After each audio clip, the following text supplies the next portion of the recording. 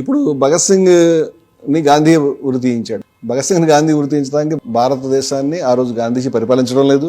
గాంధీజీ భారతదేశానికి వైస్రాయ్ కాదు, Gandhiji supreme court judge కాదు, గాంధీ ఏమైనా ఇంగ్లాండ్కి రాజుగారు కాదు, భారతదేశానికి కూడా రాజుగారు కాదు. అంచేత గాంధీజీ భగత్ సింగ్ ఉరి తీయడం సాధ్యమే పడదు. అసలు గాంధీ గారితో ఉన్నటువంటి ఒక మనకి సౌకర్యం ఏంటంటే ఆయన దాచుకునే మనిషి కాదు. ఏదైనా మొహమాటం లేకుండా ఆయన ట్రాన్స్పరెంట్ గా తన జీవితంలో ఈవెన్ గాంధీ మీద విమర్శలు ఎవరైనా గాంధీ విమర్శలు చేయదలుచుకున్నా అది ఆయన రైటింగ్స్ దొరుకుతాయి. ఆ విషయాలన్నీ కూడా ఆయన ప్రతిదీ కూడా బయట పెట్టుకునే మనిషి, బయట చక్కగా చెప్పే మనిషి. గాంధీజీకి భగత్ సింగ్ పట్ల ఉన్నటువంటి అభిప్రాయం తేట తెల్లం, సుస్పష్టం. దాన్ని ఏమి ఎవరు వక్రీకరించక్కర్లేదు, చెప్పక్కర్లేదు. గాంధీజీ భగత్ సింగ్ యొక్క దేశభక్తిని, ఆయన యొక్క నిబద్ధతని, ఆయన యొక్క త్యాగశీలతని అనేక సార్లు అనేక సందర్భాల్లో చాలా గొప్ప స్ఫూర్తివంతమైన పదజాలంతో ప్రశంసించాడు. అదే సమయంలో గాంధీజీ భగత్ సింగ్ పట్ల ఇది కూడా పలు సందర్భాల్లో ఉన్నాయి. ఈ వాక్యం వచ్చినప్పుడు రెండో వాక్యం వచ్చేస్తుంది. ఏమిటంటే గాంధీకి సాయుధ విప్లవ పందా పట్ల ఎటువంటి ఆకర్షణ లేదు, గాంధీ అహింసకు కట్టుబడినటువంటి వాడు, గాంధీ హింసా మార్గాన్ని అంగీకరించడు. అంచేత ఈ విషయాన్ని త్యాగశీలత, దేశభక్తి చెప్తూనే హింసా మార్గం మంచిది కాదు, మనకి మంచి చేయదు, మన భారతదేశానికి దానివల్ల ముక్తి సాధ్యం కాదు, నష్టం జరుగుతుంది అనే విషయాన్ని కూడా చెప్పేవాడు. నిర్లక్ష్యం వహించాడు అని చెప్పడానికి ఎటువంటి ఆధారం లేదండి. ఆయన చేసిన ప్రయత్నాలు చాలా పెద్ద రికార్డు ఉన్నది. దురదృష్టవశాత్తు ఇప్పుడు గాంధీ గారిని తిట్టడం, గాంధీ గారిని విమర్శించడం ఈ దేశంలో ఇవాళ పెద్ద ఫ్యాషన్ అయిపోయింది. ఈ ఒక్క విషయం కాదు, మీరు చూస్తే కనుక గాంధీ గారి మీద మనం ఒక సినిమా దిగలేదు, భగత్ సింగ్ మీద 5-6 సినిమాలు ఉన్నాయి, సర్దార్ పటేల్ గారి మీద ఒక సినిమా ఉంది. ఇది గాంధీ గారి మీద బెన్ కింగ్స్లీ తీసినటువంటి సినిమాను, తర్వాత శ్యామ్ బెనగల్ తీసినటువంటి ది మేకింగ్ ఆఫ్ మహాత్మా, అది కూడా కంప్లీట్ గా సౌత్ ఆఫ్రికా స్టోరీ. అది ఇక్కడ స్టోరీ ఎవడు తీయలేదు. మన జాతిపిత, మనకు ముఖ్యమైనటువంటి నాయకుడి యొక్క సినిమా ఒక్కటి తీయలేదు. మనం ఎవరి సినిమా తీసినా, ఇప్పుడు భగత్ సింగ్ సినిమా కావచ్చు, అన్ని 5-6 భగత్ సింగ్ సినిమాలు, బట్ అన్నింటిలోనూ బ్రిటిష్ వాళ్ళ కంటే ఎక్కువ విలన్ మనకు గాంధీ కనిపిస్తాడు. సుభాష్ చంద్రబోస్ సినిమాలో గాంధీ ఒక విలన్ గానో నక్కజిత్తుల మనిషి కిందో మనం చూపించే ప్రయత్నం చేస్తారు. అంబేద్కర్ పై సినిమా తీస్తే గాంధీ దుర్మార్గుడి కిందో, అంతేగాని మతోన్మాదులను మనువాదులను చూపించరు. గాంధీజీని ఒక నక్కజిత్తుల మనిషి కింద శత్రువు కింద చూపిస్తారు. ఇట్లాగా అనేక దఫాలుగా గాంధీజీని శత్రువుగా చూపించే సినిమాలు భారతదేశంలో తీశారు, కానీ భారతదేశంలో గాంధీ గారిని పాజిటివ్ లైట్ లో చెప్పేటువంటి పిక్చర్స్ తీయడం లేదు ఎవరు కూడా. అది ఎందుకో మనం అది ఆలోచించుకోవాలి. ప్రజల్లో కూడా ఒక అభిప్రాయం ఉంది, గాంధీ గారు కంఫర్టబుల్ గా బతికాడు, కంఫర్టబుల్ గా జైళ్లలో ఉన్నాడు, కంఫర్టబుల్ గా జీవించాడు అని. భగత్ సింగ్ వాళ్ళంతా త్యాగాలు చేశారండి. చాలా మంది గుర్తుంచుకోవాల్సిన విషయం ఏంటంటే అహింసా పోరాటంలో జరిగినటువంటి త్యాగాలు ఏవైతే ఉన్నాయో హింసాయుత పోరాటానికి తీసిపోవు. ఇంకో రకంగా చెప్పాలంటే 20 రెట్లు ఎక్కువ కూడా, చిన్నమేమి కాదు అవి. గాంధీ గారిని చూస్తే గాంధీ గారు ఒకడే 7 సంవత్సరాల పైగా జైల్లో బతికాడు, అనేక సార్లు అరెస్ట్ అయ్యాడు. అదేవిధంగా హత్యా ప్రయత్నాలు ఆయన మీద జరిగినాయి. ఆయన జీవితం మొత్తం త్యాగంతోనే ఉన్నది. మరొక పక్క దేశంలో మరొక సినేరియో జరుగుతుంది, అది గాంధీజీ నాయకత్వంలో జరుగుతున్న పోరాటం. అంటే భగత్ సింగ్ ని ఉరి తీస్తూ ఉన్నప్పుడు, లేకపోతే భగత్ సింగ్ ఉరి నేర విచారణ జరుగుతున్నప్పుడు గాంధీ గారు ఖాళీగా లేడం. చాలా మంది ఆయన ఖాళీ కూర్చుని బహుశా కాఫీ తాగుతూ ఇర్విన్తో మాట్లాడుతున్నాడు. అప్పుడు వయసులో ఇర్విన్తో ఒడంబడిక ఒకటి జరిగింది. ఇర్విన్ ఒడంబడిక ఏదైతే గాంధీ ఇర్విన్ చర్చలు, గాంధీ ఇర్విన్ ఒడంబడిక అనేది ఏదైతే ఉందో మనకు మామూలుగా కనిపించింది అంటే భగత్ సింగ్ జైల్లో చాలా బాధలు పడుతూ పోలీసులకు దొరకడం, లేకపోతే జైల్లో ఉండడం, లేకపోతే నిరాహార దీక్షలు చేయడం, ఇవన్నీ జరుగుతుంటే గాంధీ గారు బహుశా కంఫర్టబుల్ గా ఎక్కడో తన ఆశ్రమంలో కూర్చొని నూలు అడుగుతూ ఉండడమో, లేకపోతే వైస్రాయ్ గారితో మాట్లాడుతుంది, ఎందుకు రక్షించలేదు, ఈయన ఏం త్యాగం చేశాడు అనేది కనిపిస్తుంది. కానీ మనం గుర్తించాల్సిన విషయం ఏంటంటే 1929 చిట్ట చివరిలో లాహోర్లో సంపూర్ణ స్వరాజ్య తీర్మానం లాహోర్ కాంగ్రెస్ లో జరిగింది. ఇది 28లో మనకి లాలా లజపత్ రాయ్ గాయపడ్డాడు, డిసెంబర్లో చనిపోయాడు. 29 డిసెంబర్లో శాండర్స్ ని హత్య చేశారని మనం అనుకుంటున్నాం. 1928 డిసెంబర్లో హత్య జరిగింది. 29 నాటికి అంటే కరెక్ట్గా ఏడాదికి లాహోర్లో కాంగ్రెస్ సభలు సంపూర్ణ స్వరాజ్య తీర్మానాన్ని ఆమోదించి దేశం అంతా గాంధీ గారిని చూస్తుంది. సంపూర్ణ స్వాతంత్ర తీర్మానం అనేది ఆమోదించే ముందు చాలా బ్యాక్గ్రౌండ్ జరిగింది. దేశంలో అందరూ కూడా సంపూర్ణ స్వాతంత్రం కోరుకోవట్లేదు. దీనికి దేశంలో స్వాతంత్రం కావాలనుకునే వాళ్ళు, వద్దనుకునే వాళ్ళు, మనకేదో స్వయం ప్రతిపత్తి సరిపోతుంది, రకరకాల టీమ్స్ ఉండేవి. వీళ్ళందరినీ సమన్వయం చేసి అక్కడ దాకా నెట్టుకుంటూ వచ్చి దాన్ని గడువు పెట్టుకుంటూ వచ్చి మాట్లాడుకుంటూ వచ్చి చివరికి 1929 డిసెంబర్లో సంపూర్ణ స్వతంత్ర తీర్మానాన్ని లాహోర్లో రావి నది ఒడ్డున జెండా ఎగరేసి గాంధీ గారు, నెహ్రూ గారు, గఫార్ ఖాన్ గారు అక్కడి నుంచి వాయవ్య సరిహద్దు రాష్ట్రాల నుంచి రెడ్ షర్ట్ వాలంటీర్స్ వచ్చి 1000 మంది ప్రతినిధులు, లక్షల మంది ప్రజలు, ఇదంతా దేశం అంతా చూస్తుండగా, అందరూ వింటుండగా సంపూర్ణ స్వతంత్ర తీర్మానాన్ని ఆమోదించడం అనేది జరిగింది. జనవరి 26 నుంచి కూడా మీరు రిపబ్లిక్ డే అని ఇప్పుడు పెట్టడానికి కారణం ఆ రోజు సంపూర్ణ స్వాతంత్ర దినంగా జరుపుకోండి అని ప్రజలకు పిలిపివ్వడం, వీళ్ళంతా దేశం నలుమూలలకు వెళ్ళి మళ్ళీ దాన్ని జరుపుకోవడం, ఇవన్నీ కూడా మనం వేరే సందర్భాల్లో మాట్లాడుతూ ఇప్పుడు సంపూర్ణ స్వతంత్ర తీర్మానం ఆమోదించావు కదా, వాట్ ఈజ్ యువర్ స్ట్రాటజీ అని, నువ్వు ఎట్లా నడిపిస్తావు దేశ ప్రజల్ని అని దేశంలో, ప్రపంచంలో కూడా అందరూ గాంధీ వంక చూస్తున్నారు. గాంధీ ప్రజలు సిద్ధంగా ఉన్నారా లేదా ఐ మస్ట్ ప్రిపేర్ దమ్ అని సిద్ధం చేస్తూ ఉన్నాడు. కరెక్ట్ గా మనకి 3-4 నెలలు తిరగకుండా గాంధీ గారు తన స్ట్రాటజీని బయట పెట్టాడు, ఉప్పు సత్యాగ్రహం అనేది. ఇది చాలా ఆశ్చర్యం. ఇది 1930 మార్చి 12న ఈ పీరియడ్ లో గాంధీ గారు జనాన్ని రెడీ చేసిన తర్వాత సడన్ గా ఉప్పు సత్యాగ్రహం దండయాత్ర అనేది ప్రారంభించారు. చాలా మంది కాంగ్రెస్ నాయకులు, బ్రిటిష్ వాళ్ళు కూడా ఈ ఉప్పు ఏంటి పిచ్చుకోవాలా, ఉప్పులో ఏముంటుంది, ఉప్పుడు ఆడు పట్టించుకుంటాడు, ఇదా నువ్వు కనిపెట్టింది అని నవ్వుకున్నారు. జస్ట్ విత్ ఇన్ డేస్ మొత్తం సిచ్యువేషన్ మారిపోయింది. గాంధీ గారు దాన్ని చాలా సీక్రెట్ గా తన రూట్ అది కూడా చాలా మెటిక్యులస్ గా ప్లాన్ చేసి ఎప్పుడు లీక్ చేయాలి అప్పుడే లీక్ చేశాడు. ఆ రకమైన రూట్ లో వెళ్తుంటే ఒక్కొక్క చోట 50,000 మంది, 1,00,000 మంది బ్రహ్మాండమైనటువంటి సభలు. మళ్ళీ అదే సమయంలో ఆయన అంటరానితనం గురించి మాట్లాడేవాడు, మహిళల గురించి అన్ని మాట్లాడుకుంటూ ఆ రకంగా ఆయన కరెక్ట్ గా 1929 ఏప్రిల్ నాటికి సెంట్రల్ అసెంబ్లీలో భగత్ సింగ్ బట్టకేశ్వర బాంబు వేస్తున్నారు. గాంధీజీ లక్షల ప్రజానీకాన్ని గడిపి ఇక్కడ ఉప్పు సత్యాగ్రహం చేస్తున్నాడు.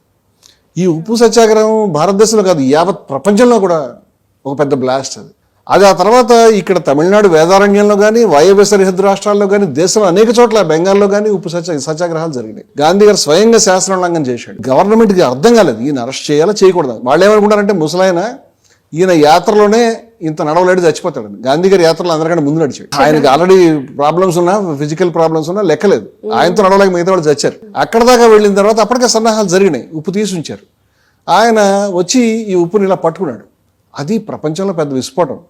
ఆ తర్వాత గవర్నమెంట్ ఏం చేస్తుందంటే ఉప్పునంతా కూడా ధరాసన అనే ప్రాంతంలో దాన్ని స్టాక్ చేసింది, దాన్ని స్వాధీనపరుచుకుని. అరెస్ట్ చేయకుండా దాన్ని ఆపి ఈయన ఇష్యూ చేయనివ్వకూడదని దాని మీద తను దాడి చేస్తానని గాంధీ చెప్పాడు.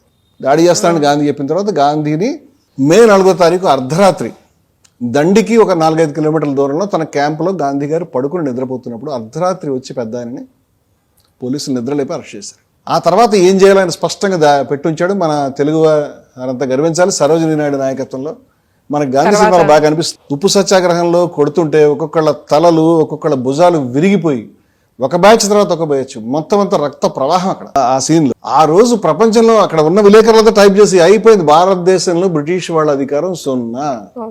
భారతదేశ ప్రజానికాన్ని ఇంత స్థాయిలో ధైర్యంగా సిద్ధం చేసినటువంటిది చరిత్రలో జరగలేదు. అసలు వీళ్ళని ఏం చేయాలో కూడా తెలియదు. ఇక అరెస్ట్ చేయడం మొత్తం అందరినీ అరెస్ట్ చేశారు. అన్ని చోట్ల మొత్తం కాంగ్రెస్ లీడర్షిప్ ని అరెస్ట్ చేయడం అనేది జరిగింది. గాంధీ గారిని కూడా అరెస్ట్ చేశారు. ఇది ఈ సినేరియోలో ఉన్నారనమాట. అంటే గాంధీ గారు జైలుకి వెళ్తున్నాడు. ఇక్కడ జరుగుతున్నటువంటి పరిణామం ఏంటంటే భగత్ సింగ్ మీద 2 కేసులు ఉంటాయి. మనం గనక ఎవరినైనా, చాలా మందికి అసలు భగత్ సింగ్ గురించి తెలిసిందల్లా భగత్ సింగ్ చాలా గొప్ప వీరుడు, తర్వాత గాంధీ గారు చంపించాడు. ఇది దురదృష్టవశాత్తు ప్రజలందరికీ ఇలాంటి దరిద్రపు మనం చాలా మందిని రోడ్డు మీద ఆపి అసలు భగత్ సింగ్ ని ఎందుకు ఉరిశిక్ష వేశారని అడిగితే ఆయన పార్లమెంట్ లో బాంబు వేశాడు. పార్లమెంట్ లో బాంబు ఎవరు వేశారు? ఈయన బట్టకేశ్వర దత్ వేశాడు. బట్టకేశ్వర దత్ ఉరి తీయలేదుగా. That is not the reason. మరి ఏమిటి రీజన్? శాండర్స్ యొక్క హత్య. ఈ చాలా మందికి ఇది కూడా తెలియదు. ఇప్పుడు బ్రిటిష్ పోలీసుని హత్య చేసి పట్టపగలు, అది కరెక్ట్ గా లాలా లజపతి రాయ్ చచ్చిపోయిన నెల రోజుల తర్వాత ఆయన్ని కాల్చి చంపి, ఆ తర్వాత బ్రిటిష్ పోలీసుల్ని చంపినటువంటి మనిషిని భారతదేశంలో బ్రిటిష్ వాళ్ళు వదిలిపెడతారు అని అనుకోవడం అనేది హాస్యాస్పదం. దట్ ఈస్ నాట్ పాసిబుల్ అసలు. అంటే అది ఫస్ట్ అర్థం కావాలి. ఈ విషయం విప్లవ పార్టీకి తెలుసు కాబట్టి ఈయన్ని ఈ ఢిల్లీ కార్యక్రమంలో పాల్గొనకూడదని ప్రయత్నం జరిగింది. కానీ ఆయన ముందుకు వచ్చి నేనే ఉంటానని ఉన్నాడు. ఇప్పుడు భగత్ సింగ్ అక్కడికి వెళ్ళేటప్పటికి ఇది రంగం రెడీ. మొట్టమొదటి ట్రయల్ దేని మీద జరిగిందా అంటే ఈ యొక్క ఢిల్లీ బాంబు మీద జరిగింది. బాంబులో ఎవరు చచ్చిపోలేదు, ఎవరిని చంపకూడదని వేసినటువంటి బాంబుగా కూడా అర్థమవుతుంది. పాంప్లెట్స్ వేస్తారు. 2 వాళ్ళే అరెస్ట్ అయ్యారు. పారిపోయి వాళ్ళని పట్టుకుంది ఏమీ లేదు, వాళ్ళని ఎక్కడో పట్టుకున్నది పారిపోయింది లేదు, వాళ్ళు స్వయంగా అరెస్ట్ అయ్యారు. అందువల్ల వాళ్ళకి దాంట్లో యావజ్జీవ ద్వీపాంతర శిక్ష మాత్రమే పడింది. తర్వాత దీన్ని విచారణ చేయాలి అన్నప్పుడు గవర్నమెంట్ ఏం చేస్తుందంటే ఇదేమి స్మాల్ క్రైమ్ కాదు, దీన్ని మనం వదిలిపెట్టకూడదు. ఎవరో ఒక పోలీసుని ఎవరో చంపినటువంటి ఒక చిన్న క్రైమ్ గా దీన్ని చూడకూడదు. ఒక పార్టీ భారతదేశం బ్రిటిష్ రాజ్యాన్ని కూలదోయడానికి ప్రయత్నం చేస్తున్నాను, ఆ రకంగా దీన్ని ప్రొజెక్ట్ చేయాలి. సో దీన్ని ఒక రాజద్రోహ కేసు కింద దీన్ని మార్చాలని దాని గురించి లాహోర్ కుట్ర కేసు అనే దాన్ని బనాయించారు. అంటే లాహోర్ జైలు వీళ్ళు ఉన్నారు, లాహోర్ లో జరుగుతుంది విచారణ. సో ఈ లాహోర్ కుట్ర కేసు అనే దాన్ని విచారించడానికి ప్రత్యేకమైన ట్రిబ్యునల్ ని మనకి నెలకొల్పి. దిగ్భ్రాంతికరమైన విషయం ఏంటంటే కరెక్ట్గా ఈ ట్రిబ్యునల్ ని ఏర్పాటు చేసింది 1930 మే 1న. 1931 మే 1న ట్రిబ్యునల్ ఏర్పాటు చేస్తే 1930 మే 4న గాంధీ గారు బ్రిటిష్ వైస్రాయ్కి రాసిన ఉత్తరంలో చాలా ఎక్కిరిస్తూ మీరు ఒక షార్ట్ కట్ కనుక్కున్నారు ఇప్పుడు చట్టాలను ఉల్లంఘించడానికి, మీరు ఇక అంటే షార్ట్ కట్ అంటే ట్రిబ్యునల్ పెట్టారు కదా, ట్రిబ్యునల్ లో అవతల వ్యక్తికి అవకాశం కానీ చెప్పుకోవడానికి కానీ సాక్షులను విచారించడానికి అసలు ఆయన ఉండకూడదు కూడా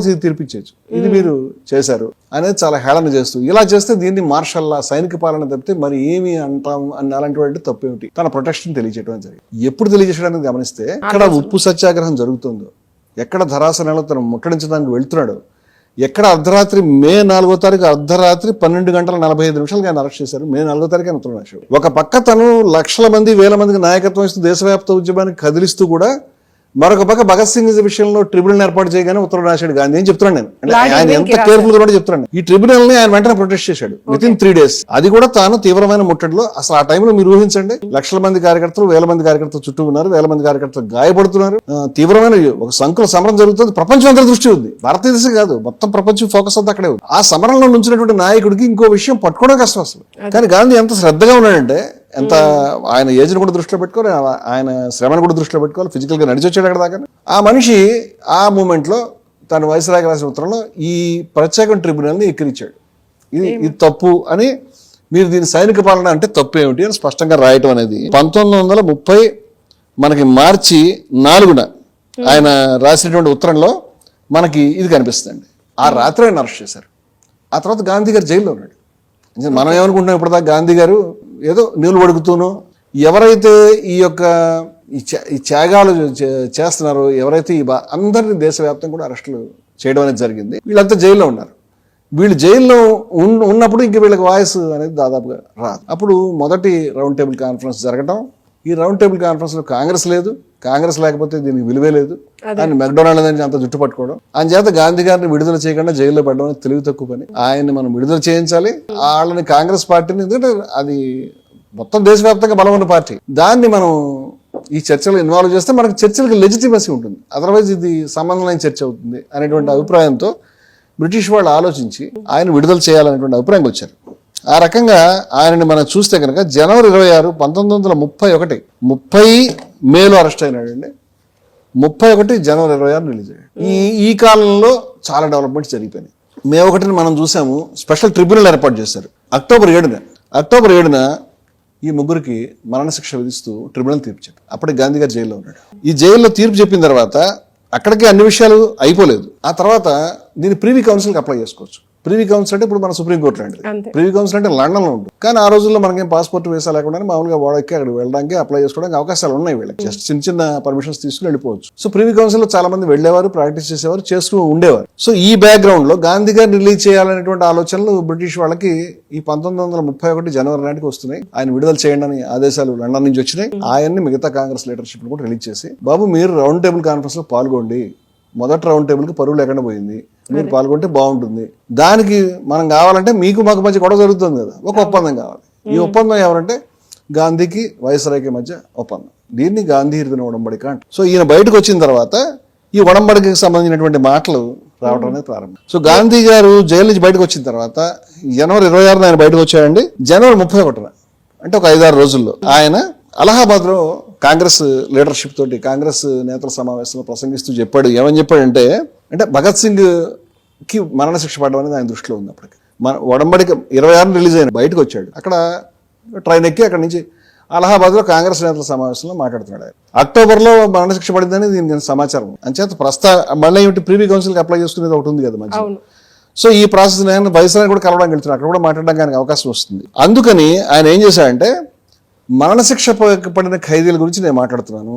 మరణశిక్ష పడిన ఖైదీల్ని ఉరి తీయకపోవడమే కాదు, నేనైతే జైలు నుంచి వదిలేయమని కూడా చెప్తాను. ఇది నా యొక్క పద్ధతి, నా ఆలోచన అని చెప్పాడు. సో ఇది ముందుకు వెళ్తున్నారు. మరొక పక్క భగత్ సింగ్ సంబంధించినటువంటి ఆయన అభిమానులు కానీ ఆయన మిత్రులు కానీ భగత్ సింగ్ ప్రత్యేకంగా ఇది ఎవరికైనా అప్లై చేయాలని అభిప్రాయం లేడు. ప్రివీ కౌన్సిల్కి అప్లై చేస్తారు. ప్రివీ కౌన్సిల్లో అదొక డ్రామా, అది ఇట్స్ రిచువల్, అదొక తంతు. అది దాన్ని మనకి బిసిబుల్ హిస్టరీలో చూస్తే నేను కూడా అక్కడ చెప్తే ఏమవుతుందో అని కావాలని చెప్పాను, దాన్ని ఎక్స్పోజ్ చేయడం. ఇట్లా ప్రివీ కౌన్సిల్ కి ఫిబ్రవరి 11 అప్లై చేశారు. ఒకే రోజులో ఫిబ్రవరి 12 రిజెక్ట్ అయ్యి, ఫిబ్రవరి 12 రిజెక్ట్ కావడంతో సుప్రీంకోర్టు కింద లెక్క అది. సో భగత్ సింగ్ యొక్క ఉరికి కంప్లీట్ గా ఇంకా అడ్డు అంటూ ఏమీ లేదు, ఉరి తీయడం తప్పితే ఇంకేం లేదు. ఇది ఫిబ్రవరి 12 నాటికి పరిస్థితి. ఇప్పుడు గాంధీ గారికిను ఇర్విన్కి చర్చలు ఇవి దాదాపుగా ఒక 7-8 మీటింగ్స్ జరిగినాయి. ఈ ఫిబ్రవరి 17 నుంచి మొదలు పెట్టుకుని మార్చి 4 వరకు జరిగినాయి. గాంధీ ఇర్విన్ ఉడంబడిక ప్రస్తావనలు ఉడంబడికలో లేవు, ఉడంబడిక బయట ఉన్నాయి. అంటే ఉడంబడిక కాకుండా బయట విషయాలు మాట్లాడుకోవాలి కదా. ఇక్కడ చాలా మంది ఏంటంటే ఉడంబడికలో నువ్వు ఎందుకు షరతుగా పెట్టలేదు అని. ఇక్కడ నాకు దీంట్లో కొన్ని అసమంజసమైన విషయాలు కనిపిస్తున్నాయండి. ఈ రెండు స్ట్రీమ్స్ లో జరుగుతున్న పోరాటాలు, ఒకటి సాయుధ పంద, ఇంకొకటి అహింసాయుతమైన పోరాటం. సాయుధ పోరాటంలో ఉండేటువంటి పంద కొన్ని దళచర్యల రూపంలో, అంటే కొంతమంది పోయి ఒక శాండర్స్ హత్య చేయడము, లేకపోతే ఖుదీరాం బోసు మరి ఏదైనా ప్రయత్నం చేయడం, ఎవరి మీద బాంబు వేయటము, లేకపోతే మరొక చోట చిట్టగాంగ్లో సూర్యసేన వాళ్ళు ఒక ఆయుధాగారాన్ని, ఇలాంటి ఒక ఇన్సిడెంట్స్ రూపంలో జరుగుతుంది. దేశవ్యాప్త పోరాట రూపాన్ని అందుకోలేదు ఇంకా. అయితే ఉదాహరణకు జతీన్ దాస్ గారు చనిపోయినప్పుడు జైల్లో 5 లక్షల మంది ప్రజలు వచ్చారండి. 5 లక్షల మంది ప్రజలు కూడా సాయుధ పోరాటంలోకి వచ్చేవాళ్ళు కాదు, ఆ త్యాగాన్ని గౌరవించేవాళ్ళు. వెళ్ళేవాళ్ళు కాంగ్రెస్ వాళ్ళు ఉంటారు, సుభాష్ చంద్రబోస్ కూడా ఉన్నాడు. కాంగ్రెస్ వాళ్ళు కూడా ఈ పోరాటంలో దేశభక్తుల పట్ల గౌరవాన్ని గాంధీతో సహా అందరూ చెప్తానే ఉన్నారు. ఓ పోరాటం గౌరవించడం వేరు, ఆ మార్గంలో మనం కూడా బాంబులు పట్టుకుని మనం కూడా కోల్దోద్దాం అని అనుకోవడం. ఇప్పుడు భారతదేశం లాంటి దేశంలో, భారతదేశం విశిష్టమైన దేశం, ఇదో చిన్న జర్మనీ లాంటిదో జపాన్ లాంటిదో లేకపోతే చిన్న ఒకే భాష మాట్లాడే ప్రజలతో ఉన్నది కదా. అనేక భాషలు, అనేక ప్రాంతాలు, విస్తారమైన దేశం, అనేక సమస్యలు, కులం లాంటి సమస్యలు ఉన్నాయి మనకి. ఇది కాకుండా సంస్థానాలు ఉన్నాయి. ఇన్ని తలనొప్పులు ఉన్న దేశంలో సాయుధ పోరాటాన్ని మనం మొదలు పెడితే అంటే అహింసల యొక్క రిలవెన్స్ని వాటిని పక్కన పెడతాం. ఈ దేశ ప్రజలు దాంట్లో ఇన్వాల్వ్ చేయలేము. గాంధీ గారు ఈ పాయింట్ కూడా చాలాసార్లు చెప్పేవాడు, ఈ దేశంలో మహిళల్ని, ఈ దేశంలో పేదల్ని, వాళ్ళందరినీ మీరు ఇన్వాల్వ్ చేయలేరు ఇలాంటి పోరాటంలో అని చెప్పేవాడు. గాంధీ గారు మొట్టమొదట ఆయన 1920 నుంచి మొదలుకుని దేశవ్యాప్తంగా పర్యటించి ప్రతి ప్రాంతానికి, అటు నార్త్ వెస్ట్ దగ్గర నుంచి ఇటు కన్యాకుమారి దాకా ఆయన విస్తారంగా పర్యటన. ఆయనంత పర్యటన చేసినాడు, ఆయనంత ప్రతి ఊరు చూసినాడు, ఎవడు లేడు. లక్షల మంది, కోట్ల మంది ప్రజానికాన్ని ఈ పోరాటంలో తీసుకొచ్చాడు. అది సహాయ నిరాకరణ ఉద్యమంలో ఆయన శక్తి ప్రూవ్ అయింది. తర్వాత గాంధీ ప్రజలతో మమేకమైనాడు. గాంధీ ప్రజల యొక్క సమస్యలను అర్థం చేసుకున్నాడు. ప్రజలకి శక్తికి మించిన పిలుపు కాకుండా శక్తికి సరిపడిన పిలిపిస్తూ దానికి వాళ్ళని సిద్ధం చేస్తున్నాడు. ఒకళ్ళని ఇద్దరు కాదు, లక్షల మందిని సిద్ధం చేస్తున్నాడు, కోట్ల మందిని సిద్ధం చేస్తున్నాడు. పెద్ద పని ఇదంతా. ఇదొక పోరాటం. ఇప్పుడు గాంధీ గారు జైల్లో ఉంటే, గాంధీ గారు జైల్లో నేను ఇందాక చెప్పాను, ఆయన దండయాత్రలో ఉండగానే బ్రిటిష్ వాళ్ళు ఆయన చచ్చిపోతాడని లెక్క. ఆయన చచ్చిపోతాడనే సందర్భం, ఆయన అర్జున యాత్రలో ఉన్నప్పుడు ఆయన మీద బాంబు తోయడం జరిగింది. ఇప్పుడు గాంధీ గారు జైల్లో అనేక సార్లు ఉన్నాడు. గాంధీ గారి జైలు నుంచి మీరు ఎందుకు విడిపించలేదు అని విప్లవకారులు మనం అడగొచ్చు. మనం అడగకూడదు కదా, ఎందుకంటే విప్లవకారులు ఆ బాధ్యత తీసుకోలేదు. దేశ స్వాతంత్రానికి వాళ్ళ పత్రం వాళ్ళు పోరాడుతున్నారు. సాయుధ విప్లవకారుల పందా అది. అహింసాయుతమైన విప్లవకారులు వాళ్ళ పద్ధతిలో వాళ్ళు పోరాడుతున్నారు. భగత్ సింగ్ తన పద్ధతిలో తను పోరాడుతూ ఉంటే ఆయన విడిపించాల్సిన బాధ్యత ఎగ్జాక్ట్ గా కాంగ్రెస్ పార్టీ మీద, గాంధీ మీద పెట్టకూడదని నా ఉద్దేశం. గాంధీ ఇర్విన్ ఒడంబడిక జరగకముందే ఇప్పుడు ఏ ఒడంబడికలైనా, ఏ చర్చలైనా దానికి ముందు ప్యారలైస్ అంటాం. కొంతమంది మధ్యవర్తుల్లో వెళ్ళి తిరిగి చేస్తారు. ఇప్పుడు దీంట్లో శ్రీనివాస శాస్త్రి కానీ, సప్రు కానీ, జయకర్ కానీ, ఇలా చాలా మంది వైస్రాయ్తో మాట్లాడి, గాంధీ గారితో మాట్లాడి, వైస్రాయ్తో మాట్లాడి మధ్యవర్తులు అనొచ్చు, వాళ్ళని ఏదైనా అనొచ్చు. వాళ్ళ ద్వారా వీళ్ళకి సందేశం వస్తుంది, వీళ్ళ ద్వారా వీళ్ళ మైండ్ ఎట్లా ఉంది వాళ్ళకి తెలుస్తుంది. దీనికి రంగం సిద్ధం చేయాలి మొట్టమొదట. అలా వెళ్ళి మామూలు వెళ్ళి టేబుల్ దగ్గర కూర్చొని మాట్లాడుకో. ఇప్పుడు ఈ రంగం సిద్ధమవుతున్న క్రమంలో అనేక వేలాది మంది కార్యకర్తలు దేశవ్యాప్తంగా జైల్లో ఉన్నారు. గాంధీ గారి ప్రప్రథమ కర్తవ్యం ఏంటంటే వాళ్ళు విడిపించుకో. గాంధీ ఇర్విన్ ఒడంబడిక వల్ల జైళ్ల నుంచి, దేశ స్వతంత్ర పోరాటంలో జైళ్లలో ఉన్న ఎంతమంది రిలీజ్ అయ్యారనుకుంటున్నారు? 90,000 మంది రిలీజ్. You can imagine. నేను ఇందాక చెప్పాను, ఈ పోరాటాలు ఏమాత్రం హింసాయుతం, ఇది ప్రచారం కావట్లేదు. నేను ఇందాక ఉప్పు సత్యాగ్రహంలో జరిగిన పోరాటంలో జరిగిన త్యాగాలు మన కళ్ళతో చూడలేం. అంత రక్తము, అంత బాధ, అంతమంది జరిగింది. కిస్సాఖ్వానీ బజార్లు యొక్క మారణకాండ గురించి జలియన్వాలాబాగ్ తెలుసు అందరికి. కిస్సాఖ్వానీ బజార్ తెలియదు. అది కూడా ఈ యొక్క ఉప్పు సత్యాగ్రహం సందర్భంగానే కిస్సాఖ్వానీ బజార్ లో జరిగినటువంటి పోరాటంలో బ్రిటిష్ వాళ్ళు చేసిన కాల్పులు. ఈ కాల్పులు ఎలాంటివంటే జలియన్వాలాబాగ్, కిస్సాఖ్వానీ బజార్ తేడా. జలియన్వాలాబాగ్ లో కాల్చుడి జనం పారిపోయి గోడలు ఎక్కడానికి, బావిల్లో దూకి చచ్చిపోవడానికి సిద్ధపడ్డారు. కిస్సాఖ్వానీ బజార్ లో కాల్పులకు జనం ఎదురెళ్ళారు. ఇది షాకింగ్. ఇది పెషావర్ లో ఉంటుంది కిస్సాఖ్వానీ బజారు. ఈ కిస్సాఖ్వానీ బజార్కి అక్కడ గఫార్ ఖాన్ నిర్మించిన ఉద్యమం దానికి కారణం. దీంట్లో ప్రజలు కాల్పులకు ఎదురెళ్ళి కనీసం 400 మంది చచ్చిపోయారు. దీని త్యాగం కాదంటారు.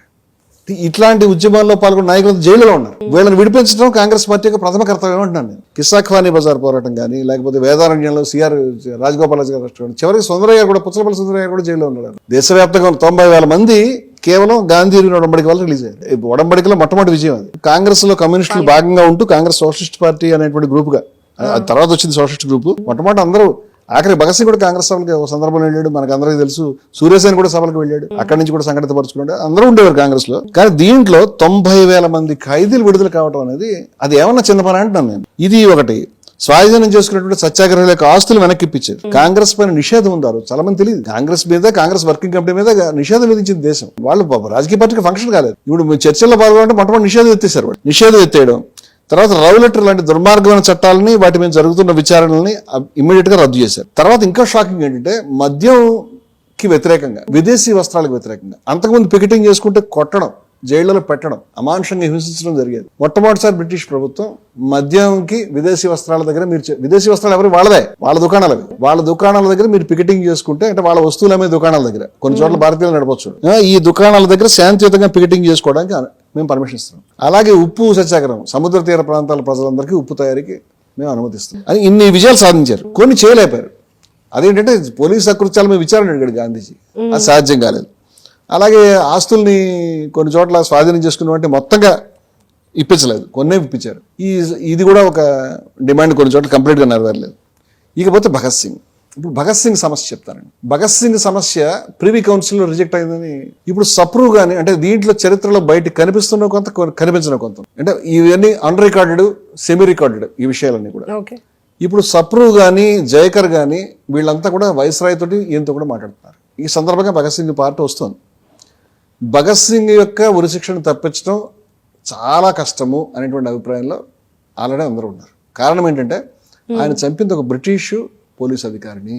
ఈ బ్రిటిష్ పోలీస్ అధికారిని చంపినటువంటి కేసు మీద ఆయన గనక వాళ్ళు ఉరిశిక్ష రద్దు చేయడం అనేది జరిగితే వాళ్ళకి చాలా బ్రిటిష్ వాళ్ళ భద్రతకే సమస్య అనేటువంటిది ఉంటుంది. చాలా మంది అనుకుంటే అసలు గాంధీ గారు ఒక ఇండిపెండెంట్ వ్యక్తి కాదు. అంటే గాంధీ గారు వైస్రాయ్ ముందు కూర్చుని ఆయనకి ఇష్టం వచ్చిన పని చేయడానికి లేదు. గాంధీ గారు తన ఇష్టం వచ్చిన పని చేయడానికి లేదంటే ఎవరి ఇష్టం వచ్చిన పని చేయాలి? మరి కాంగ్రెస్ వర్కింగ్ కమిటీకి చెప్పకుండా నేను ఏ మాట అక్కడ చెప్పలేను, నేను ఏ నిర్ణయం తీసుకోలేను. వీళ్ళంతా ఒకటే లైన్ మీద ఉన్నారు.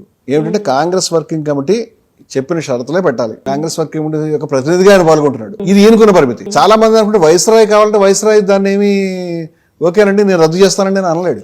మొదట ఏమిటంటే గాంధీ గారికి పరిమితులు ఉన్నాయి. రెండోది ఏమిటి, వైస్రాయ్ కూడా పరిమితులు ఉన్నాయి. Viceroy is not independent. Viceroy భారతదేశంలో బ్రిటిష్ అధికారుల యొక్క టెంపర్మెంట్, వాళ్ళ ఆలోచనలను బట్టి, మరీ ముఖ్యంగా లండన్ లో తన పైన బాసులు ఉన్నారు. వైస్రాయ్ పేరుకే ప్రతి మూమెంట్ ఆయన ఎప్పటికప్పుడు లండన్ కి రిపోర్ట్ చేసి, ముఖ్యంగా భగత్ సింగ్ లాంటి కేసులో ఖచ్చితంగా తన ఇండిపెండెంట్ డెసిషన్ తీసుకోలేదు. సో భగత్ సింగ్ డెసిషన్ ఈ లండన్ లో అవ్వాల్సి వస్తుంది.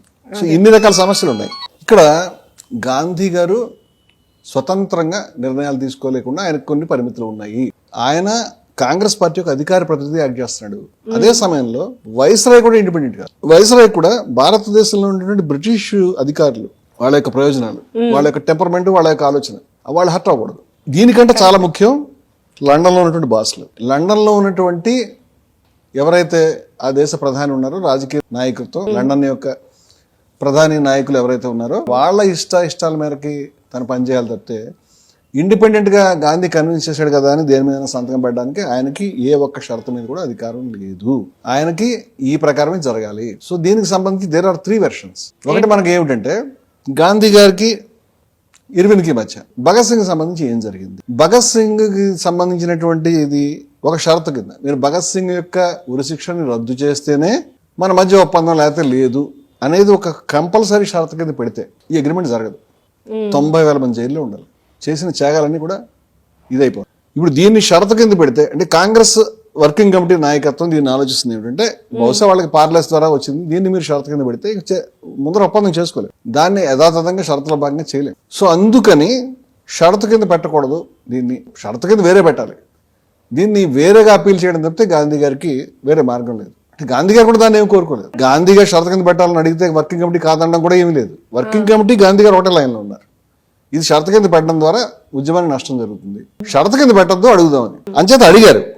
ఎట్లా అడిగారు అంటే, ఇది మనకి ఫిబ్రవరి 18న గాంధీ గారు, అంటే 17 చర్చలు మొదలైన అనుకున్నాం కదా, ఫిబ్రవరి 18న అంటే అప్పుడు ఫిబ్రవరి 12న అప్పీల్ తిరస్కరించబడింది ప్రివీ కౌన్సిల్. అప్పటికి 5-6 రోజులు అయింది. దీనికి సంబంధించి గాంధీ గారు ఏమని చెప్తాడంటే, భగత్ సింగ్ అంటే అప్పీల్ చేస్తున్నాడు కాబట్టి ఆయన రైట్ మైండ్ లో, అంటే సరైనటువంటి సమతులన స్థితిలో, అంటే మర్డర్ చేశాడు కదా, లేడు. మరణశిక్షతో సమస్య ఏమిటంటే, అది మనిషి రిఫార్మ్ కావడానికి, సంస్కరించబడడానికి ఇంకా అవకాశం. మనిషిని చంపేసిన తర్వాత ఇంకా ఆయన రిఫార్మ్ చెందుతాడు.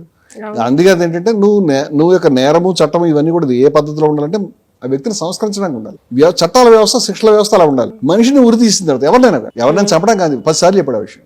ఈయన్ని కాదు, ఎవరినైనా ఉరి తీయడానికి నేను వ్యతిరేక. అంచేత మరణశిక్షలో ఉన్న వాళ్ళని కూడా నేను ఉరి తీయడానికి వ్యతిరేకిస్తాను, వదిలేయమంటానని చెప్తాడని అలహాబాద్ కాంగ్రెస్ నాయకులతో మాట్లాడుతూ చెప్పాడు. సో ఇక్కడ మీరు ఉరి తీయడం ద్వారా ఇంకా రిఫార్మ్కి అవకాశం లేకుండా చేస్తున్నారు, అందుచేత మీరు దీన్ని నిలిపివేయండి అని చెప్పాడు. దాన్ని సస్పెన్షన్. భగత్ సింగ్, ఆయన యొక్క కామ్రేడ్స్, ఆయన యొక్క కోపాట్రియాట్స్ ఎవరైతే రాజ్గురు, సుఖ్దేవ్ ఎవరికి శిక్షలు పడ్డాయో వాళ్ళ ముగ్గురికి కూడా మీరు గనక మరణశిక్ష చేస్తే ఇంకా మీకు దానికి ఉపయోగం ఉండదు, దీన్ని నిలిపివేయండి అని చెప్పి, నేనైతే అతను విడుదల చేసేస్తాను, నేను మీ పొజిషన్లో ఉంటే, అంటే రైట్ స్టెప్ అది. కానీ ఏ ప్రభుత్వం అయినా ఆ పని చేస్తుందని నేనైతే ఆశించట్లేదు, అంటే ప్రెషర్ పెట్టట్లేదు. గాంధీ గారి యాటిట్యూడ్ ఎట్లా ఉందంటే, ఆయన్ని వదిలిపెట్టడం, ఈ శిక్షని విడుదల చేయడం రైట్ వే. మీరు చేయరు, మీరు చేస్తారని నేను అనుకోవట్లేదు, ముందర ఆపండి అన్నాడు. దీన్ని వాయిదా వేయండి అని. ఇది నిరవధిక వాయిదా. గాంధీ గారు కూడా చాలా చోట్ల ప్రైవేట్ గా కూడా చాలా మందితో మాట్లాడుతున్నప్పుడు ఈ విషయాలు చెప్పిన ఉదాహరణలు, సాక్ష్యాలు ఉన్నాయి. ఆయన అంటే ఇప్పుడు మనం దీన్ని ఇది ఒక స్ట్రాటజీ. గాంధీ గారు వాయిదా వేయించమని అడగడం ఇప్పుడు కాదు, తర్వాత ఉరి తీసుకోమని చెప్పడానికి కాదు. నువ్వు దీన్ని వాయిదా వేసిన తర్వాత మా గ్రిప్ పెరుగుతుంది దీని మీద మెల్లిమెల్లిగా. అప్పుడు రైట్ టైంలో ఆయన విడుదల చేయించవచ్చు. ముందరైతే ఇది అర్జెంట్ తప్పించాలి, వాయిదా వేయమని అడగాలి. ఇది స్ట్రాటజీ. ఇది బహుశా ప్యారలెస్ లో ఒక వెర్షన్ ఇది. అంటే ఈ వీళ్ళిద్దరి మధ్య మీరు ఇది అడగండి కూడా ఎవరైనా సజెషన్ చేసి ఉండొచ్చు. ఆయన అది అడిగాడు.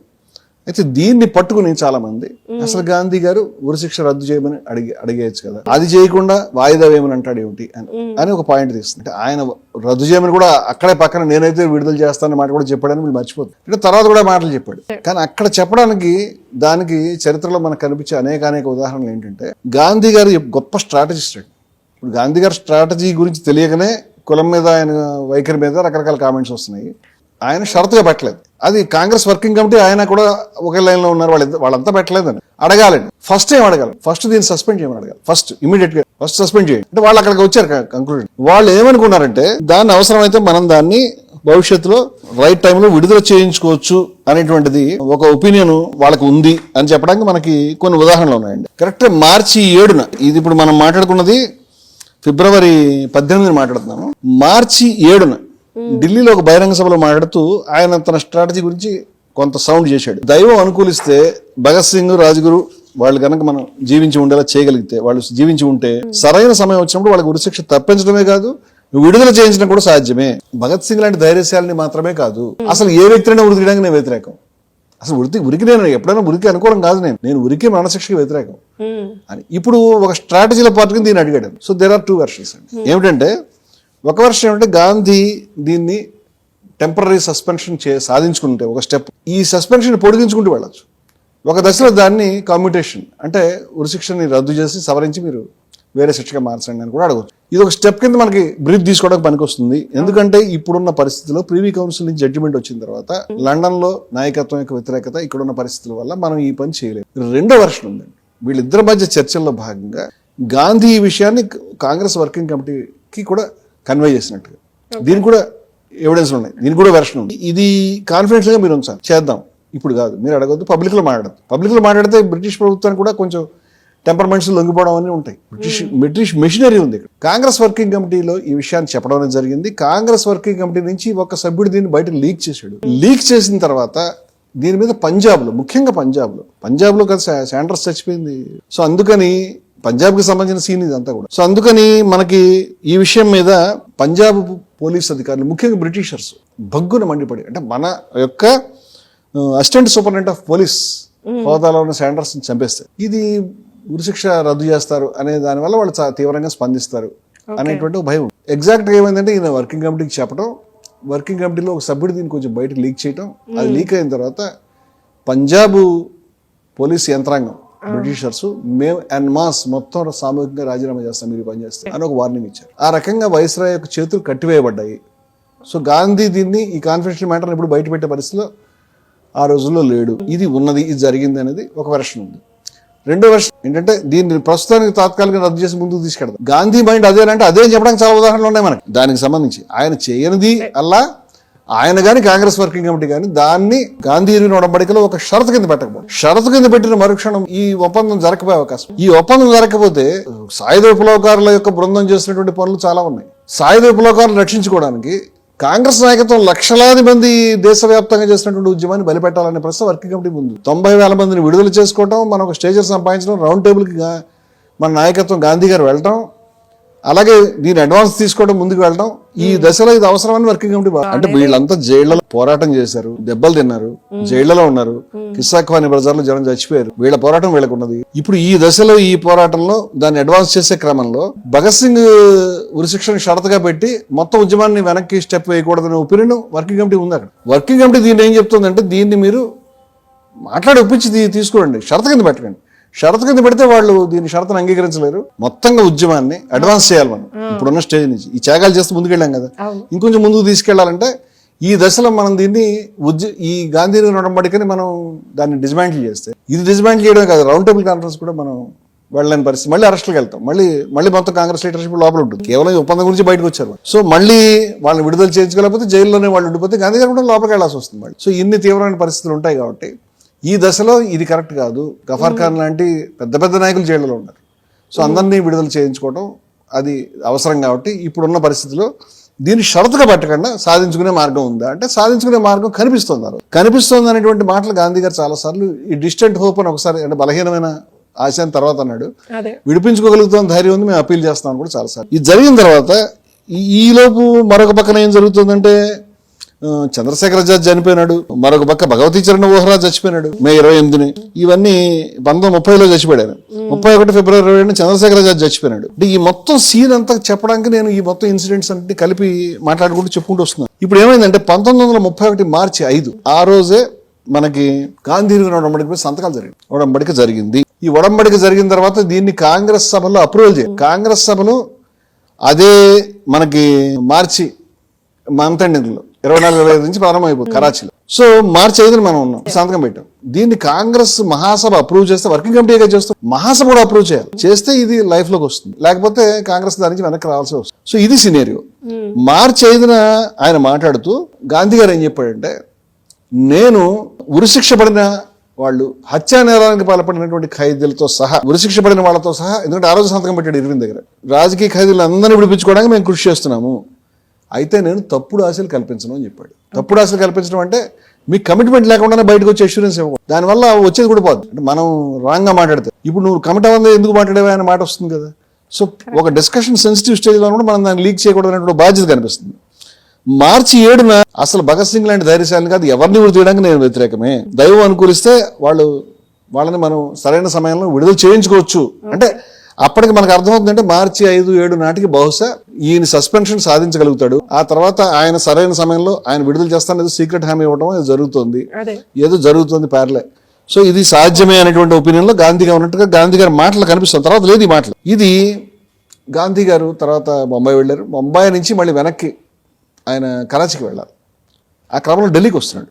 ఢిల్లీకి వస్తున్నప్పుడు ఆయన పేపర్లో అంటే మార్చి 24న భగత్ సింగ్ ఉరి తీస్తారు. 23 కాదు 24, 23 ఉరి తీశారు. కానీ యాక్చువల్గా ప్రకటన చేసింది ఆయన ఉరి తీయడానికి 24 నిర్ణయం చేసింది. ఇది వచ్చినప్పుడు ఆయన చాలా డిస్టర్బ్ అయిపోయినాడు మనిషి. ఆయన జర్నీలో ఉన్నాడు, ఆ విషయం ఆయన తెలిసింది. ఆయన మార్చి 19న వెనక్కి వచ్చి వైస్రాయ్ని కలిశాడు. వైస్రాయ్ని కలిసి మళ్ళొకసారి చెప్పండి, నేను పేపర్లో చూశానండి ఈ రకంగా ఉరి తీస్తారని, మీరు దీన్ని దయవుంచి వాయిదా వేయండి. మనం ఒక వాతావరణం తీసుకొచ్చాం దేశంలో, అంటే వాళ్ళకి అర్థమయ్యే భాషలో చెప్తున్నాడు. ఈ దశలో మీరు కనుక ఈ పని చేస్తే మనం కష్టపడి సాధించిన శాంతియుత వాతావరణం భగ్నమైపోతుంది, మనం ప్రజల్లో తీసుకొచ్చిన మంచి పోతుంది, మీ ప్రభుత్వానికి వ్యతిరేకత తీవ్రంగా వస్తుంది, ఈ ఒప్పందం అమలు కాని పరిస్థితి వస్తుంది, అంచేత దీన్ని మీరు వాయిదా వేయండి అని చెప్పాడు. ఆ దశలో వాయిదా అడగడమే కరెక్ట్ అని ఆయన అనుకున్నాడు. కాంగ్రెస్ వర్కింగ్ కమిటీ ఈ కేసుని ఆయన ఒక సందర్భంలో చెప్పాడు, ఏది తేజ్ బహదూర్ సప్రు కానీ జయకర్ కానీ లీగల్గా క్షుణ్ణంగా పరిశీలించారు. ఈ కేసులో మనం గనక కమ్యూటేషన్ మీద పట్టుపట్టు కూర్చుంటే అవదు, వద్దు అనే అభిప్రాయంగా వచ్చాం. కాంగ్రెస్ వర్కింగ్ కమిటీ లీగల్ జ్యూరిస్టులు, వాళ్ళు ప్రీవీ కౌన్సిల్ స్థాయిలో కూడా వాళ్ళు న్యాయ నిపుణులు, వాళ్ళు కూర్చుని ఇది కరెక్ట్ కాదు, ఇక్కడ దాకా అడగొచ్చు అని. అదే సమయంలో దొడ్డిదారిని మనం ఏమైనా వెనకాల నుంచి మాట్లాడి పని చేయించుకోవడానికి ఏమైనా మార్గం ఒత్తిడి చేయవచ్చా, ఈ యాంగిల్లో చూస్తున్నారు తప్పితే పబ్లిక్ గా మనం షరతు కింద పెడితే ఇది మొత్తంగా బండి కర్రలు అనేటువంటి అభిప్రాయంలో ఉన్నారు వాళ్ళు. అసలు ఒక పోలీసు వాడిని చంపిన తర్వాత, అట్లాంటిది ఒక బ్రిటిష్ పోలీసుని చంపేసిన తర్వాత ఆయనకు మరణశిక్ష తప్పించడం ఈజీ కాదు అనేది ఇవాళ కాదు. ఆయన ఢిల్లీకి బాంబుకి వెళ్ళకముందే ఇది జరుగుతుంది. పార్టీలోనే నువ్వు దొరికితే చాలా సమస్య వస్తుంది అనేటువంటి ఆ యాంగిల్ ఆ రోజే ఉంది వాళ్ళకి. సో ఈ దీంట్లో ఉన్న ఈ అసాధ్యతని విస్మరించి గాంధీ గారు దీన్ని పట్టుబడితే అయిపోయేది. గాంధీ గారు షరతు కింద పెడితే కాంగ్రెస్ వర్క్ కమిటీ షరతు పెడితే నాకు తెలిసి తీర్మానం ఒప్పందం ఆగిపోతుంది, కానీ ఆయన విడుదల చేయడం లేకపోతే మార్చడం అంత ఈజీ కాదు. దాన్ని సాధించుకునే విధానం అది కాదని వాళ్ళు అనుకున్నారు. వాళ్ళు ఇప్పుడు వాయిదా వేద్దాము అని ఆయన మార్చి 19న అడిగాడు గాంధీ గారు.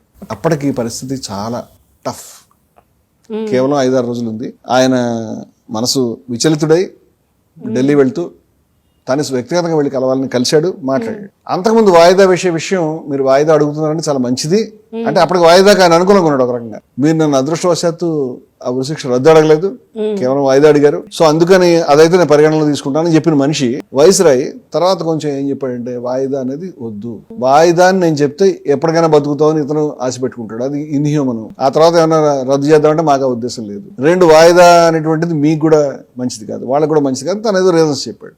గాంధీ ఏమనలేక వచ్చేసాడు. కన్విన్స్ అయినట్టు కనిపించాడు అని వైస్రాయ్ రాసుకున్నాడు, కానీ గాంధీ కన్విన్స్ కాలేదు. కానీ గాంధీ కూడా ఏ మార్గం లేదు. ఎమర్సన్ అనేటువంటి ఆయన రాసుకున్నటువంటిది ఏమిటంటే, ఇది ఒకవేళ కనుక కరాచీ కాంగ్రెస్ తర్వాత తీస్తాం మీకు కావాలంటే, కరాచీ కాంగ్రెస్ తర్వాత తీయదలుచుకుంటే మీరు ముందే తీసుకోండి, కానీ నన్ను అడిగితే మాత్రం వదిలిపెట్టమని చెప్తాను. ఈ మాట చెప్తున్నాడు ఆయన. అంటే మీరు కాంగ్రెస్ కి వెనకాల తీసి మమ్మల్ని ఏదో సేవ్ ఆ విధానం అక్కర్లేదు. దాని అర్థం ఉరిదీయమని అర్థం కాదు. దానికి తప్పుడు భాషను చెప్పకూడదు అన్నమాట. అసలు ఆయన అలా అన్నట్టుగా గాంధీ అక్కడ దాన్ని ప్రత్యేకంగా చెప్పలేదు. అది ఎమర్సన్ సాక్ష్యాన్ని మనం యాజిటీగా తీసుకోలేదు. అయితే ఉరి మార్చి 21 ఆయన పత్రికలతో 21 వాళ్ళతో మాట్లాడాడు గాంధీ గారు.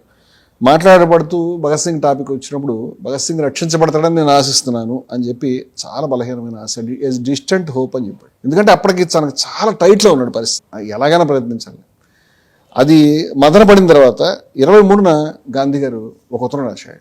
1931 మార్చి 23న గాంధీజీ వైస్రాయ్కి రాసినటువంటి ఉత్తరం. దురదృష్టవశాత్తు భగత్ సింగ్ బయోగ్రఫీస్ రాసేటువంటి వాళ్ళు దీన్ని పెద్దగా మెన్షన్ చేయరు. ఎందుకు మెన్షన్ చేయరో వాళ్ళే చెప్పాలి. అది ఆ ఉత్తరంలో గాంధీ గారు తర్వాత కూడా చెప్పుకున్నాడు, నా ఆత్మని నా హృదయం మొత్తం పెట్టింది దాంట్లో. అది కూడా మనకు ఆ పదాల్లో కనిపిస్తుంది. అంచేత దయవుంచి ఈ లెటర్ని నేను కొంచెం కోట్ చేద్దామని అనుకుంటున్నాను. ఆయన ఇట్ సీమ్స్ డియర్ ఫ్రెండ్ అని మొదలు పెట్టాడు. అంటే ఇర్విన్కి ఈయనకి మధ్య పర్సనల్ బాండ్ వచ్చింది. ఆయన కూడా ఫ్రెండ్ అని చెప్పాడు, ఈయన కూడా ఫ్రెండ్ అని అన్నాడు. ఈ డియర్ ఫ్రెండ్ అని చెప్పడం ద్వారా ఒక ఎమోషనల్ బాండ్ ఆయనతో కనెక్ట్ చేసుకునే ప్రయత్నం చేస్తున్నాడు ఈయన. It seems cruel to inflict this letter on you, but the interest of piece demands a final appeal. ఇప్పుడు నీ మీద ఇటువంటి ఉత్తరం ఆకర్షణలు రాయటం అనేది క్రూరత్వం కనిపిస్తుంది, కానీ శాంతి గురించి నాకు తప్పదు అడగాల్సింది. So your frank enough to tell me that there was a little hope of your commuting the sentence of death on Bhagat Singh and 2 others. You said you would consider my submission of Saturday. ఈ శిక్షని రద్దు చేసేటువంటి దానికి అవకాశాలు ఏమీ లేవు, బలహీనం అని చెప్పి నాకు ఆల్రెడీ చెప్పారు. ఎప్పుడు చెప్తారు? నేను అడిగితేనే కదా, అడిగితేనే. అది ఎక్కడ లేదు రికార్డు చూడండి, అంటే అడిగినట్టుగా వస్తుంది ఇక్కడ. చెప్పినప్పటికీ మీరు శనివారం రోజు నా యొక్క సబ్మిషన్ ఏదైతే ఉందో దాన్ని, నా యొక్క విన్నపాన్ని పరిగణలో తీసుకుంటానని చెప్పారు. ఇది 1931 మార్చి 23 అనేది మనకు మండే వస్తుంది. సో సాటర్డే అంటే 21 వస్తుంది. కానీ 19న ఆయన కలిసినట్టుగా చూసాం కంటే 21 కూడా దీన్ని కలవడమో తన విన్నపాన్ని ప్రత్యేకంగా పంపించడం జరిగింది. డాక్టర్ సప్రు మెట్ మీ ఎస్టర్డే అంటే 22ని, అంటే దాని సమాధానానికి 22 వచ్చి 21 పంపించాడు, 22ని ఈయన వచ్చి కలిశాడు. సప్రు ద్వారా పంపించాడు. And said that your troubled over the matter and taxing your brain as to the proper course to adopt. మీరు చాలా ఆందోళనలో ఉన్నారని, ఏం చేద్దామో తెలియని దిక్కుతోచిన పరిస్థితిలో ఉన్నారని డాక్టర్ సప్రు నాకు చెప్పాడు. అంటే వీళ్ళిద్దరి మధ్య ఈ సప్రు దూత అనమాట. ఇవన్నీ మనం అర్థం చేసుకోవడం మనకు వస్తుంది. ఇవన్నీ కూడా స్ట్రైట్ గా చదివేస్తే అర్థం కాదు. If there is any room left for reconsideration, అంటే మీరు ఇంత పరిస్థితిలో ఉన్నా మీరు గనక పునరాలోచన చేయదలుచుకుంటే ఏ కొంచెం అవకాశం ఉన్నా, I invite your attention to the following, ఈ విషయాలను కొంచెం వినండి అని చెప్పి, popular opinion rightly or wrongly demands commutation. బయట ప్రజాభిప్రాయం ఏదైతే ఉన్నదో అది ఖచ్చితంగా ఉరిశిక్ష రద్దుని కోరుతున్నది. అది తప్పు కావచ్చు, రైట్ అవచ్చు బాబు, ఉన్నది అది. When there is no principle at stake, it is often a duty to respect it. మీకు ఏ సూత్రానికి ఇబ్బంది కలిగినప్పుడు, దేనికి ఇబ్బంది లేనప్పుడు దాన్ని పాటించడం అనేటువంటిది, దాన్ని గౌరవించడం అనేటువంటిది అది మీ కర్తవ్యం. అంటే ఏం చెప్తున్నాడు? రద్దు చేయమని చెప్తున్నాడు, బయట ఉన్నది అని చెప్పి. In the present case the chances are that if commutation is granted internal peace is most likely to be promoted. ఇప్పుడు కనుక మీరు రద్దు చేస్తే అంతర్గత శాంతి అనేది వృద్ధి అవుతుంది, పెరుగుతుంది. In the event of execution peace is undoubtedly in danger. మీరు కనుక ఉరి తీస్తే ఖచ్చితంగా శాంతికి నష్టం కలుగుతుంది. అంటే వైస్రాయ్కి ఏం చెప్పాలో ఆ భాషలో చెప్తున్నాడు ఆయన. Seeing that I'm able to inform you that the revolutionary party has assured me that in the event of these lives being spared, that party will stay it's hands, suspension of sentence pending, cessation of revolutionary murders becomes in my opinion a preemptory duty. నేను విప్లవ పార్టీతో మాట్లాడుతున్నాను, ఇది చాలా మంది తెలియదు. ఈ గాంధీ గారు చెయ్యి అన్ని పక్కల్ని, అంటే ఒక దాన్ని జస్ట్ అలా కూర్చొని మాట్లాడడం కాదు, ఆయన మనుషుల్ని పంపించి అక్కడ మాట్లాడుతున్నాడు. ఆ మనిషి పేరు అసఫ్ అలీ కూడా వేరే చెప్పుకున్నాడు. ఏం చేశాడు? ఆ పార్టీ దగ్గరికి వెళ్ళి, బాబు మీరు ఈ హత్యలు అవి ఆపుతానని చెప్పండి. వాళ్ళకు కూడా గవర్నమెంట్ కూడా ఇన్సూరెన్స్ ఇవ్వాలి కదా, సో ఇది మీరు చెప్పండి అని. నాకున్న సమాచారం ప్రకారం వాళ్ళు ఈ పని చేస్తారు, మీరు కనుక ఆపితే వాళ్ళు ఈ హత్యలను ఆపడానికి అవకాశం ఉంటుంది మీకు. అది ఆ మేరకు నాకు ఒక హామీ ఉన్నది, సూచన అని చెప్తున్నాడు. Political murders have been condoned before now. It is worth while saving these lives if thereby many other innocent lives are likely to be saved and maybe even revolutionary crime almost stamped out. ఇది చేస్తే రాజకీయ హత్యలు ఆగిపోయే అవకాశం ఉన్నది, ఈ రాజకీయమైనటువంటి హింస కూడా ఆగిపోతుందేమో. మీరు ఆలోచించండి, మంచి జరుగుతుంది. ఈ ముగ్గురు ప్రాణాలు తీయాలని ఆలోచించొద్దు. Since you seem to value my influence such as it is in favour of peace, నేను శాంతికి అనుకూలంగానే నా యొక్క ప్రభావం ఉంటుందని మీరు కూడా అంగీకరిస్తున్నారంటే ఈయన శాంతి ప్రవక్త ఈ దూత అనేదాకా వచ్చాడు. మీరు కూడా అంటున్నారు కాబట్టి do not please unnecessarily make my position difficult as it is. నేను శాంతికి అనుకూలంగా పనిచేయాలని పరిస్థితి అంటే మీరు కనుక ఈ ఉరి తీస్తే దేశం తగులుతుంది. అప్పుడు నేను కూడా ఎవరు చెప్పినా వినకపోవచ్చు. ఎవరు అంటే చాలా సంక్షోభం వస్తుంది, almost too difficult for future work. భవిష్యత్తులో పనిచేయని పరిస్థితి వస్తుంది. Execution is an irretrievable act. అంటే మీరు కనుక మరణశిక్ష చేస్తే దానికి వెనక్కి మళ్ళీ పోనీ మానేద్దామంటే మళ్ళీ ప్రాణాలు ఒకసారి మీరు తీస్తే ఇర్రిట్రీవబుల్, ఇంకా అది మళ్ళీ వెనక్కి తీయలేనటువంటి పని. ఆ పని చేసే ముందు ఆలోచించండి బాబు, చేయకండి అని. If you think there is the slightest chance of error of judgment, ఒకవేళ కనుక మీ తీర్పుల్లో వాటిలో ఎక్కడైనా పొరపాటు జరిగింది అని అనుకుంటే I would urge you to suspend for further review an act that is beyond recall. వెనక్కి మళ్ళీ తీసుకోలేనటువంటి ఈ పని ఏదైతే ఉందో దాన్ని దయ ఉంచి మీరు ఆపండి అని చెప్తున్నాడు. చెప్పి if my presence is necessary I can come, నన్ను రమ్మంటే ఇప్పుడు వచ్చేస్తాను. తో I may not speak, I may here and right what I want to say. ఆ రోజు ఆయన మౌనవ్రతం అంచేత మాట్లాడలేడు, కానీ రాసేవాడు. ఇది విధిగా నియమంగా పాటించేవాడు. ఏ సందర్భంలో నిరాధ్యక్షలో ఉన్న చర్చల్లో ఉన్న ఆయన మౌనవ్రతమే. దాని మీద పెళ్ళం పేపర్ పెట్టి రాసేసి చేస్తూ ఉంటాడు, అంతకంటే ఉండదు. చేస్తానండి. చారిటీ నెవర్ ఫెయిల్త్, అంటే మీరు ధర్మం ఏదైతే చూపిస్తారో అది ఎప్పుడూ కూడా విఫలం కాదు, మంచి ఫలితాలు ఇస్తుంది. ఈ మాట చెప్పిన తర్వాత వెంటనే ఆయనకి దురదృష్టం ఏంటంటే ఇంత తను అన్ని రకాలైనటువంటి ఆర్గ్యుమెంట్స్ దీనికి సంబంధించి చివరికి విప్లవ పార్టీని నేను ఒప్పిస్తాను, అలా కూడా సాధ్యమే, ఈ రాజకీయం సాగుతుందని కూడా చెప్పడానికి ప్రయత్నం చేసినప్పటికీ కూడా నేను మీ యొక్క మాటని నేను మన్నించలేను అని ఆయనకు అప్పటికప్పుడే వైస్రాయ్ దగ్గర నుంచి సమాధానం అనేది రావటం అనేది. సో ఆ రకంగా ఆయన చేసిన ఆఖరి ప్రయత్నం ఏదైతే ఉందో అది ఫెయిల్ అయింది. అది ఫెయిల్ అవడానికి ఇంకొక రీజన్ కూడా మనం ఆలోచించాలి. అసలు ఒక ఉరిశిక్షని రద్దు చేయాలి, ఉరిశిక్షను మార్చాలంటే దానికి సంబంధించి ఉరిశిక్ష ఎవరికి పడిందో వాళ్ళు కూడా క్షమాభిక్ష పిటిషన్ కాకపోతే సవరింపు ప్రకటన ఏదో ఒక అప్పీల్ దాన్ని వాళ్ళు గ్రాంట్ చేస్తారు. కానీ భగత్ సింగ్ కానీ రాజ్గురు కానీ సుఖదేవ్ కానీ అలా అప్పీల్ చేయడానికి సిద్ధంగా లేరు. అంటే వాళ్ళు అప్పీల్ చేయడం తప్పని నేను అంటలేదు, అది చాలా గొప్ప వీరత్వం, గొప్ప విలువ. నేను భగత్ సింగ్ వైపు నుంచి భగత్ సింగ్ కరెక్ట్, గాంధీ వైపు నుంచి గాంధీ కరెక్ట్. గాంధీ భగత్ సింగ్ని క్షమాభిక్ష కోరమని అడిగాడని ఈ దరిద్రుడు వాడు సినిమా యాక్టర్ పొలిటీషియన్ ఉన్నాడు కదా, ఆయన సభలో ఇప్పుడు 4 ఏళ్ల క్రితం చూశాను. వాడికి ఏ చరిత్ర తెలియదు, ఎందుకు మాట్లాడో తెలియదు. గాంధీ జీవితంలో ఎవరిని క్షమాభిక్ష అడగమని చెప్పలేదు, ఎప్పుడో చెప్పేవాడు కాదు, ఆయన ఎప్పుడు క్షమాభిక్ష వాడిని అడగలేదు. అంచేత క్షమాభిక్ష సమస్య కాదు, అంటే ఏ రకమైన అప్పీల్ కూడా వైస్రాయ్ ముందు లేదు గ్రాంట్ చేయడం కానీ గమనించాలి. పైగా భగత్ సింగ్ దగ్గరికి వెళ్ళి చాలా మంది క్షమాభిక్ష అడగమనో లేకపోతే మరో రకమైన అప్పీల్ చేయమనో ఆయన మీద ఒత్తిడి సహచరులు కానీ నాన్నగారు కూడా చేయడం జరిగింది. దానికి బదులుగా భగత్ సింగ్ వాళ్ళు ఏం చేశారంటే మీరు మమ్మల్ని కాల్చి చంపండి, గుర్తు తీయకండి, మేము రాజకీయ ఖైదీలని ప్రకటన చేసి అది వాళ్ళకి రిప్లై పంపించారు, ఎవరికి అప్పీల్ పంపించారు ప్రభుత్వానికి, వాళ్ళ యొక్క రిక్వెస్ట్. అంచేత నన్ను వదిలిపెట్టమని వాళ్ళు చెప్పరు, మర్డర్ కేసులో ఉన్నారు, తర్వాత కాల్చి చంపమని కూడా చెప్తున్నారు. ఇలాంటి దానికి వన్ సైడ్గా ప్రభుత్వం వెనక్కి తగ్గి వాళ్ళని వదిలిపెడితే ప్రభుత్వం ఇమేజ్ ఏంటనే క్వశ్చన్ వాళ్ళకు కూడా ఉండదు. మరొక పక్క పంజాబ్లో ఇది స్పష్టమైనటువంటి విషయం అండి, దీనికి బోర్డు సాక్ష్యాలు ఉన్నాయి. పంజాబ్లో ఉండేటువంటి బ్రిటిష్ ఆఫీసర్స్ అంతా కూడా మీరు ఈ పని చేస్తే వీ విల్ ఎన్మాస్ రిజైన్, మేము వెళ్ళిపోతాం ఇక్కడి నుంచి అని చెప్పడం. లండన్లో ప్రభుత్వం ఏం చెప్తుందో మనకి ఇంకా సమాచారం లేదు, కానీ లండన్లో ప్రభుత్వం మనం ఊహించినంత వరకు శాండర్స్ని లాంటి ఉన్నత స్థాయి అధికారిని చంపిన తర్వాత ఆ ఉరిశిక్షని రద్దు చేయమని ప్రసక్తి కూడా ఉండకపోవచ్చు అనేది నేను అనుకుంటున్నాను. తర్వాత మరొక పక్క గాంధీ ఇర్విన్ చర్చల్లో గాంధీ బలపడిపోయి గాంధీకి ఇన్ఫ్లుయెన్స్ రావడానికి వాళ్ళ అసలు శత్రువు గాంధీకి ఇన్ఫ్లుయెన్స్ వస్తే దాన్ని చూసి సంతోషించేవాళ్ళు ఎవరు లేదు. గాంధీని కూడా టైట్ స్పాట్లో పెట్టాలి, మీరు ఒప్పందం చేయించాలి, టైట్ స్పాట్లో పెట్టాలి. ఆ విధంగా గాంధీని టైట్ స్పాట్లో పెట్టాలంటే ఇదే మార్గం. అప్పుడు భారతదేశంలో సాయుధ విప్లవకారులు లేదా వాళ్ళ మీద సానుభూతి ఉన్న వాళ్ళు కాంగ్రెస్ సంస్థ వాళ్ళ సానుభూతి పట్ల కొట్టుకొస్తారు, ఒకళ్ళ మీద వాళ్ళు ఆరోపణలు చేసుకుంటారు. ఈ సంక్షోభంలో బ్రిటిష్ వాళ్ళు చలిగాచుకోవచ్చు. ఇటువంటి వ్యూహం కూడా ఉంది. లేకపోతే కాంగ్రెస్ సభలో ముందే ఎందుకు గురి తీస్తారు? స్పష్టంగా ఎవరు అడగలేదే. అంటే స్పష్టంగా గురి తీయడం వెనకాల గాంధీని కాంగ్రెస్ సభల్లోనే ఇబ్బంది పెట్టాలనేటువంటి ఆలోచన వాళ్ళకు ఉంది. గాంధీ గారు అమాయకంగా ఈ ట్రాప్లోకి వెళ్ళాడు తప్పితే వాళ్ళని అనవసరం ఎక్కువ నమ్మాడు అనేటువంటి ఒక వెర్షన్ కూడా ఉంటుంది. ఇర్విన్ చేయకపోవచ్చు, అంటే ఇర్విన్ యొక్క నిజాయితీ గురించి ఎవరికి, ఇర్విన్ కాకుండా పై లెవెల్లోనే దీనికి సంబంధం జరుగుతుంది అనేటువంటిది అది కూడా ఒక వెర్షన్ మనకి ఉంది. ఇదంతా కూడా మనకి కరాచీ కాంగ్రెస్కి ముందు చిట్ట చివరికి ఆయన రాశాడు, వైస్రాయ్ దానికి అప్పటికప్పుడు రిప్లై రాశాడని మనం చూసాం. అంటే మర్నాడు ఊరి.